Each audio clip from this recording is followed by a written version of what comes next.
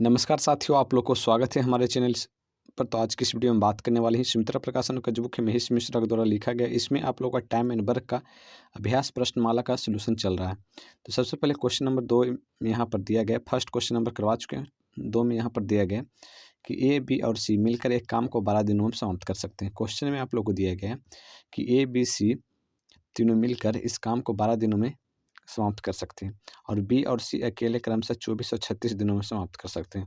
तो पूछा है कि अकेला ए उस काम को कितने दिनों में करेंगे। तो सबसे पहले यहाँ पर ए, बी और सी इस काम को करने के लिए कितने दिनों का समय ले रहा है, तो 12 दिनों का समय ले रहा है। तीनों मिलकर यहाँ पर 12 दिनों में इस काम को कर देंगे, 12 दिनों में कर देंगे। वहीं बात कर लेते हैं यहाँ पर आप लोगों को कि यदि बी और सी अकेले अकेले क्रमशः काम करें, यानी कि बी इस काम को 24 दिनों में अकेला कर सकता है, 24 दिनों में कर सकता है, और सी जो है इस काम को 36 दिनों में कर सकता है। सी जो है इस काम को 36 दिनों में कर सकता है। ठीक है, तो यहाँ पर टोटल काम निकालना है सबसे पहले कि टोटल काम कितना है। तो काम निकालने के लिए सबसे पहले यहाँ पर क्या करेंगे, यहाँ पर 12, 24, 36 का एलसीएम लेंगे।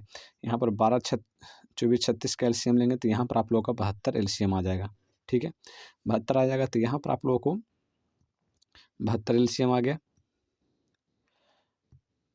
तो यहाँ पर आप लोग को सबसे पहले क्या करना है, 72 एलसीएम आ गया। तो ए और बी और सी ये तीनों मिलकर एक दिन में कितना यूनिट काम करते हैं इसको निकालना है। तब यहाँ पर 72 में 12 से भाग देना है। 72 में 12 से भाग दीजिए तो 12 50 12 72, यानी कि ए, बी, सी मिलकर तीनों मिलकर एक दिन में 6 यूनिट काम करते हैं।